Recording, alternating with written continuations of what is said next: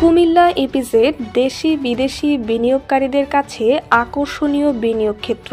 যুক্তরাষ্ট্র, যুক্তরাজ্য, France, Germany সহ বর্তমানে ৩০টি বিদেশি, ৭টি যৌথ ও ১১টি দেশীয় বিনিয়োগকারী শিল্প প্রতিষ্ঠান পরিচালিত হচ্ছে এখানে। চলতি অর্থবছরের গেল প্রথম ৮ মাসেই রপ্তানি হয়েছে ৬৪৬.৩০ মিলিয়ন ডলার টাকার অঙ্কে, যা প্রায় ৮,০০০ কোটি টাকা, যা ইতোমধ্যেই আগের অর্থবছরের চেয়ে বেশি।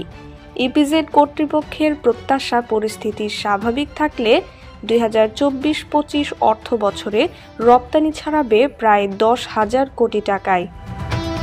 কোভিড পরবর্তী সময়ে রাশিয়া ইউক্রেন যুদ্ধ ও মধ্যপ্রাচ্যের অস্থিরতায় ব্যাহত হয় কাঁচামাল আমদানি ও রপ্তানি কার্যক্রম।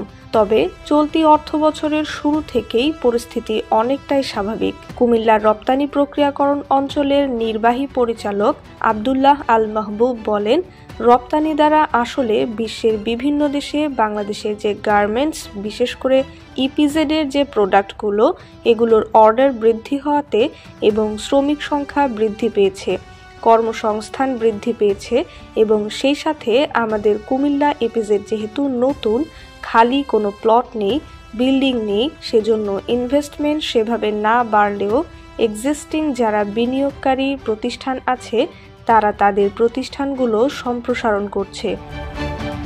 বর্তমানে ইপিজেডের ৪৮টি প্রতিষ্ঠানে কাজ করছে ৫০,০০০-এর বেশি শ্রমিক, যার ৬৫% নারী। তৈরি হচ্ছে garments, accessories, sweater, electronics parts, footwear, safety jacket সহ নানা পণ্য। তবে চাহিদা থাকা সত্ত্বেও নতুন বিনিয়োগকারীদের জন্য নেই পর্যাপ্ত প্লট।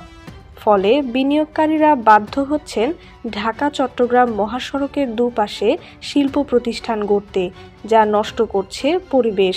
তাই অঞ্চলটিকে বাড়িয়ে নতুন প্লট বাড়ানোর দাবি ব্যবসায়ী নেতাদের।